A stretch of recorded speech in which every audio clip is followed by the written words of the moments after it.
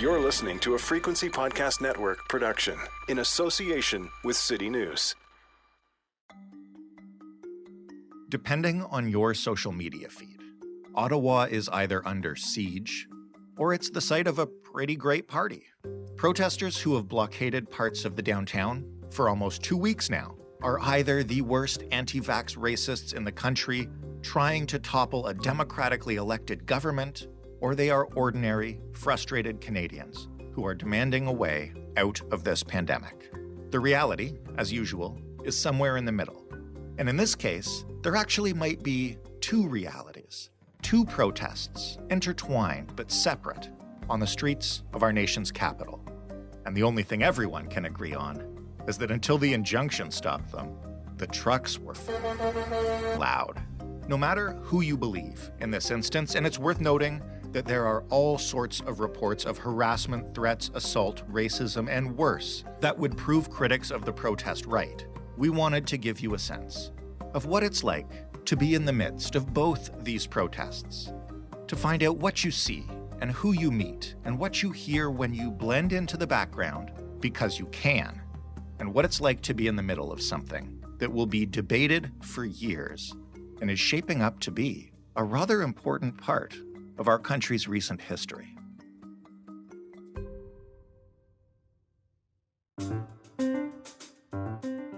I'm Jordan Heath Rawlings. This is The Big Story. Matt Gurney is a writer and commentator. He is also the co-founder of digital magazine The Line, for whom he reported over the past few days on the streets of Ottawa. Hi, Matt. Hey. First thing I have to ask you before we get into this discussion, because I know that this is going to come up and this is an audio medium, describe yourself to our listeners because this context is important, right? Well, I mean, the first word I think comes to mind is obviously handsome. That's how I'd want to lead with that. No, look, I am a generic issue white dude. I'm tall. I've got dark hair, or to the extent that I have hair, it's dark. I've buzzed most of it. I've got a beard. And when I'm walking around a convoy full of truckers, I don't blend in perfectly, but I don't exactly stick out either. So this is something that I made a point of noting in every piece I've written about this so far, because I think it matters, right? Like, I can't change how I present to the world. I can't change the context of that, but I can be honest with listeners who've never met me before that if you see me walking down the street in the middle of this trucker protest, you might just assume I'm part of it. Right. So why did you then go to Ottawa and go into these protests? I know this is the first time The Line has sent someone out in the field, which is awesome. So congratulations. But this stuff has been covered 8 ways from Sunday. I can't scroll through my Twitter feed for 2 seconds without seeing video clips that are taken on the ground. Why did you go? It's funny, almost because of that. Like, I was being bombarded with so many variations of coverage. And some of it was from, as I joked on Twitter, like, depending on which live stream you jumped into or whose blog you were reading, either the protest in Ottawa is this incredibly patriotic outpouring of love and camaraderie by proud Canadians who stand up for freedom, or it's what happened in Paris when the Panzers were rolling by the Arc de Triomphe and everybody was standing on the sidewalk crying. Mm-hmm. I couldn't figure out who was telling me the truth. And I guess I'm media savvy enough to know that, a picture is worth a 1,000 words, and you can tell the truth of a situation without telling the whole truth. So I'm looking at reporters and commentators saying, here I am at this intersection experiencing this, and then there's someone doing a live stream a block away portraying it entirely differently. My main desire to go to Ottawa, which is not normally a city I think a lot of people choose to flock to in early February, right, was to wander around and eyeball it myself, and just try to understand what the hell was happening. What were you expecting to find or feel when you wandered into the protest? If I had have asked you on Sunday before you left, what would you have told me? This may seem like a cop-out answer, but I actually found it basically what I expected. So when I was heading over on Sunday, I had been reading the news coverage. I'd been listening to radio reports or podcasts or watching TV news. I'd even seen some of the live streams. And I know Ottawa geography enough to have been able to situate a lot of what I was seeing. And it was my impression when I was heading out on Sunday that what I was going to find was an event that was big and complicated enough that you would see in it what you wanted to see. And if you were coming into it with a bias or a perspective, or if you had an agenda to advance, you would have no problem finding what you were looking for. And that's generally what it ended up being. A few things that did surprise me about it is how geographically compact it is. It is big, and don't misunderstand me, but it is generally confined to a few areas. And as I noted in one of my recent reports, like I'm a Toronto guy, born and raised. Toronto's a big city. Like, it's a big city by any standard. And if there's a big protest in downtown Toronto, where I live in Midtown Toronto, it might as well be a million miles away. Yeah. Ottawa doesn't have that scale. So if there's a loud, rowdy protest right outside Parliament, you've got residential neighborhoods a few hundred meters to the south of that. It doesn't have the sheer scale Toronto has or larger cities to sort of absorb the chaos of protests. So that surprised me. One other thing that surprised me, and I mentioned this in my second report, was how connected the event was. And what I mean by that is that I've seen this before. It wasn't the first time I've seen this, but I've never seen it at the scale of people wandering around doing YouTube lives or podcasts or live streaming on TikTok or doing Twitter spaces. And I think that really did bring kind of something new to it. And I don't know if it's good or bad. I don't even know if we need a value judgment on it. But that was something that genuinely surprised me about it. How many people were wandering around with selfie sticks and cameras or microphones and headphones. You know, you had the traditional media there. I saw quite a few of them around doing stand-ups and TV reports or radio reports and whatnot. But I would say they were outnumbered by the amateur social media broadcasters who were everywhere at the site. I'm glad you mentioned that, because I actually have that on my list to ask you about. Is the way the protest has evolved sort of over, I guess, more than 1.5 weeks now, been more about the optics of it that go out on social channels, whether on the right or left, than it has actually been about? Because this is something I actually haven't seen a lot of recently, standing in front of Parliament with signs, chanting and singing, and what we traditionally might refer to as a protest. That's a great question. The situation in Ottawa is complicated, and it is partially organic. It is partially grassroots. It is partially kind of a natural, and I would even maybe say inevitable, combustion of accumulated stress, emotion, anger, and political alienation that's been building in this country for years. And I think anyone who is writing this off as entirely manufactured, entirely orchestrated, and to be blunt with you, entirely unwarranted, is wrong. There are a lot of people in this country who are alienated and angry and feel dispossessed, and we can roll our eyes and demean them all we want, but that's not going to make them go away. It's only going to make it worse. So I think you do have to understand that there is this spontaneous nature to some of it, and it is real and it is genuine and it is sincere. But to your question, is it being used? Oh yeah, it's being used. And I think there are thousands of people, particularly immediately around Parliament, who are there because they are angry. They are there because they are threatened. They are there because they want to be heard. But there are other people there who are using these people to advance political agendas. And I don't know the extent to which many of the participants realize that they are being used as part of someone else's political agenda here. When you look at some of the declarations and the press conferences that I've had, I don't know how politically savvy a lot of these people are. I think they're hardworking grassroots people who've shown up because they heard about something on Facebook, and they maybe never even thought to look at who had started the Facebook group.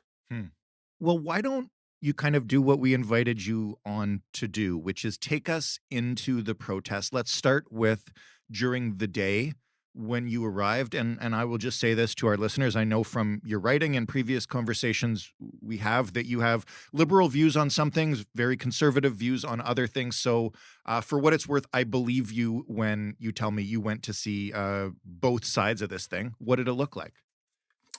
In the daylight, It's weird. Like it's kind of hard to explain. Like imagine a festival, but it's packed in the middle of an urban street and it's lined with dozens and hundreds of vehicles that are idling and pumping fuels into the air.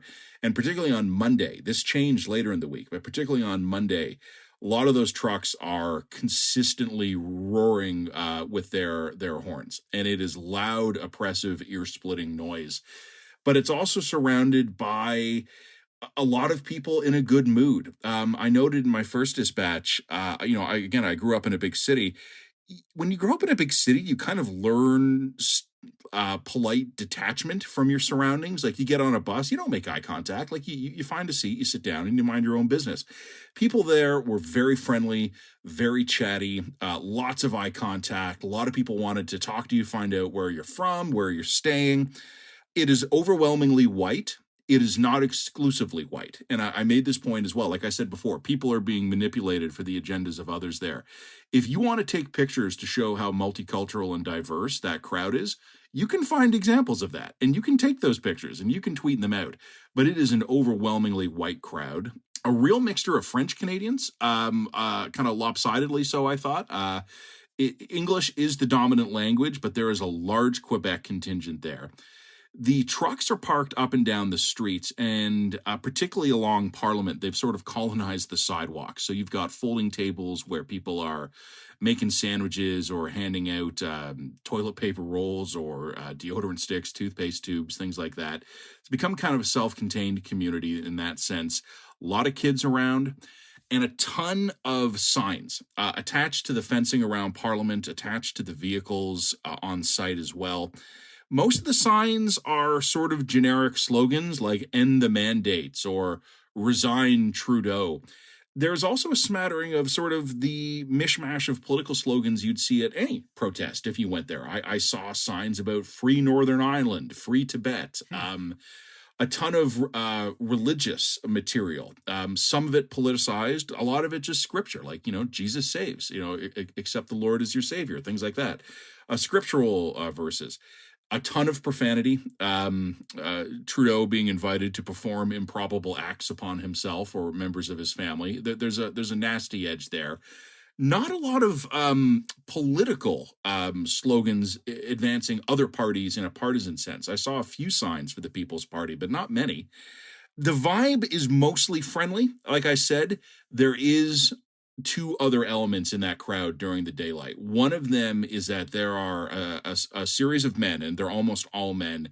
I described them in my first report as the hard men, unsmiling, suspicious, standing in small groups, looking out at all newcomers. I blend into that crowd pretty well, but I have no doubt that on a couple of occasions, these guys spotted me as an outsider and they were watching me. And I was aware of that. No one threatened me and I just kept moving on. But I was aware of it. And something that reminded me very much of my time down at Occupy Toronto back when that was a thing, many years ago, right, was however this thing started, it has drawn in other elements. And Occupy Toronto, and I'd imagine the camps in other cities, the protest during the day is beset with what I would imagine is a significant portion, if not almost all, of downtown Ottawa's homeless and mentally ill population. So the crowd is a real mix of mostly people who are there talking about how, we got to get our freedom back. We're going to oppose mandates. Trudeau needs to resign. We need a new government that better represents the people. A fairly typical political protest, unusually loud in that sense, with a mentally ill and homeless element mixed in, as well as I described, the hard men. I described them in my first report as the kind of guys you would be very careful of if you stepped off a bus and they got off behind you, or if you're at a bar and you're having a drink and one of those guys is there, you'd pay attention to them. And the last thing I'll mention, because I've been talking too long, there is a major police presence all around the protest and moving through it in large groups, but it's a mobile presence. They're not there to do anything. They are there to be seen. So you'll have a group of 8 or 10 officers march through kind of on the north side of the street, and they will pass a group of 8 or 10 officers going the other way on the south side. The cops are everywhere, but they're not interfering. They're not doing anything. They'll stop and chat if they're engaged. They'll wave or they'll pose for a picture, but they're not there to do anything other than to be a very visible presence. I do want to ask you about some of the conversations you had, not necessarily with the more dangerous looking folks, but I'm curious about, the average typical protester who I think, as you said, has some concerns about various political directions, or is just kind of saw something on Facebook and feels like this speaks to them, so they joined it. What I'm curious about is these people are being portrayed, depending on who you read, as either insane people that want to depose the democratically elected government of Canada and get rid of Trudeau and turn it all over to themselves and the Governor General, or as people who are tired of COVID mandates and restrictions and would like them to please end and would like a plan for coming out of this. Which side did you see more predominantly in your conversations? I think it's a spectrum. I don't know if there's a clear, bright dividing line between the two. I would say sincerely frustrated people would be the largest group. I'm not sure they would be lopsidedly the largest group. And like I said, without a clear dividing line, I'd get into a conversation with someone and I'd be like, what brings you here? And they're like, look, like my sister lost her business during this pandemic, and I don't believe in the vaccines. I'm fine if you chose to, but I'm just not comfortable taking them. And now I'm being told I can't do my job, and I got a family support, and that's why I'm here.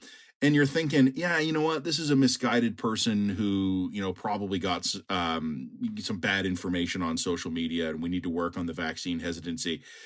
And then you kind of, and then the conversation ends. But then like 2 seconds later, you're having another identical version of that. And then the person follows up with, and Justin Trudeau is an enemy of the people, and we need to bring true freedom back to the government by installing a people-led government. And you go, oh, okay. Yeah.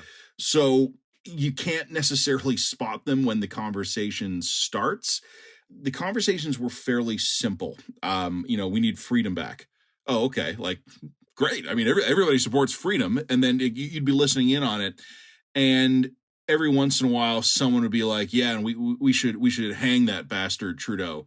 And someone would go, yeah, we should. Or the other person would go, whoa, no, this is a nonviolent process. Like, there was a degree, I think, of sorting going on at the event as well. Justin Trudeau is not a popular guy at this thing. And, there's a lot of talk of kind of, why doesn't that coward come out from his cottage and talk to us? If I were the Prime Minister's security detail and he tried to go down to that event, I would drag him from it by whatever body part I needed to grab hold of. Like, the Prime Minister of this country should not go anywhere near that protest. One of the things that worries me is that I believe these protesters have set themselves up with an unrealistic sense of what they are capable of accomplishing. And as this thing goes on, they're going to start getting more and more frustrated. We're going to end with what happens next and if there even is an endgame. But first, just to get some more balance to it, how does that scene change at night? Well, at night, the festival goers go home. The live music stops. The speeches are over. The kids are gone. I don't know where they go. They go back to hotels, or they go to sleep inside some of the trucks, which is what's being reported on. The streets are almost deserted, but these big trucks are still there. They're idling and their engines are going, and the fumes are still belching. And you've got much smaller groups of men, almost exclusively men, standing around propane heaters or bonfires, people staying warm, quiet conversations. During the day in the larger crowd, I had no problem whatsoever blending in. At nighttime, I was an immediate outsider. No one was unfriendly to me. No one was threatening to me. But anytime I attempted to join a conversation, it fell completely silent, and I was just politely looked at until I got the message and left. The police presence at night is gone. They pull back to the perimeter and they basically surround the protest area. And you have cruisers with flashing lights parked across major streets with officers either in them staying warm or standing in small groups behind them. So yeah, I walked around. I spent a lot of time there. And again, I did not feel in danger at any time. But when the crowds are gone, it's a very different, dark, tense vibe of these guys standing around talking in whispers to each other. I'm not getting anywhere near those conversations. And it made me wonder what they were talking about. And what I worried about before, like I said, there's no path to a victory for these guys.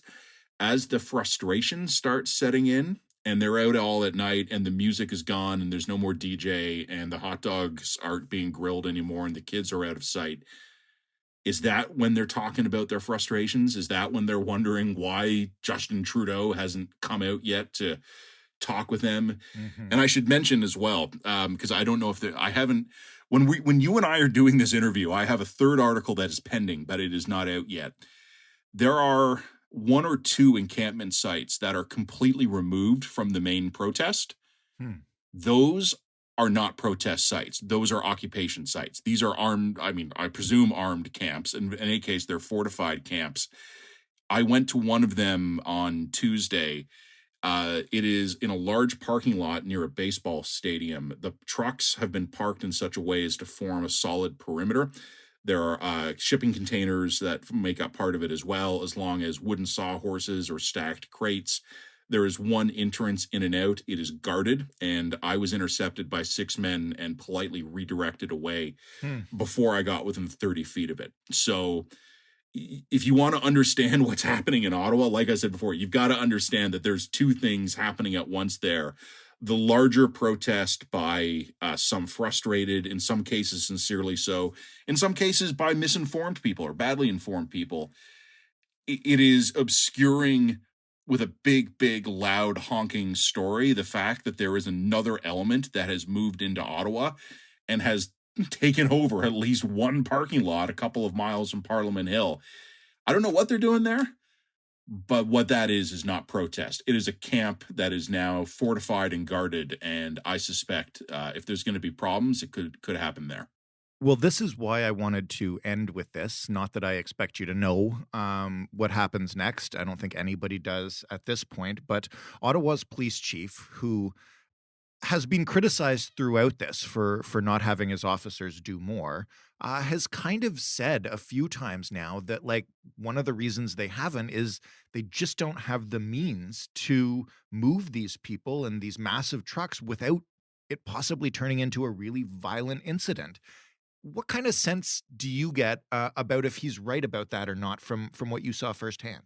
It is my impression, based on personal experience, but also conversations I've been having with a variety of people, that Chief Slowly in Ottawa knows exactly what the problem is, that there is a very large, somewhat organic, mostly friendly protest that is basically offering cover, politically and maybe literally, to a much harder-edged, better organized movement there that is seeking confrontation. I think when you look at what the chief has been saying, he is going as hard as he can into telling us collectively, and probably also trying to get his bosses to accept, that we face a very difficult situation in Ottawa. He has been repeatedly thanking the intelligence cooperation we've been getting from the United States. He has repeatedly raised the prospect of the armed forces. He has repeatedly said that he does not have the manpower to resolve this. He has said there may not be a policing solution to this problem. Whatever criticisms you want to make of Chief Slowly, and believe me, I could make some, he's not stupid. He is very well spoken. He is savvy. He is a good communicator. He is telling people what is going on there in the most blunt way he probably feels like he can get away with. And I don't think he's being listened to. My impression is that officials in Ottawa, officials in Ontario, the Ontario government, and particularly at the federal level, are still not really understanding what they're up against in Ottawa, that they think this is an unusually raucous or persistent protest. That's partially what's going on, but there is that other element that's taken root there as well. And I think that is what has the chief worried, because if they try to do any enforcement action on the Wellington Street protest or the Kent Street protest near Parliament, what are those guys down at that encampment going to do? Meanwhile, if they make a move on the encampment to enforce some search warrants or something like that, what are the guys at Parliament going to do? I believe that the chief is worried that he has no non-violent options And I'm worried that he is right. So it sounds like you're saying that there are two separate protests, as you've kind of described in both your pieces and in this interview. Does that mean that kind of everything that everybody on both sides are saying about what's going on in Ottawa is right? Because it kind of sounds like that to me right now. Yeah, but they're also wrong. This is an excellent example I'll offer you here. There are a lot of people who are convinced that the reason this protest was treated with kid gloves is because the police are an instrument of white supremacy and they saw a bunch of white people show up and they didn't feel threatened. You know what? There are massive proven racial disparities in policing outcomes and enforcement, and I'm not for 1 second denying that. But if you only look at the police and you only see an instrument of white supremacy, you are missing the fact that there is another element in this protest. First of all, the use of the heavy vehicles as blockade instruments and possibly as weapons. These other groups that have moved into the protest and have now set up shop with it.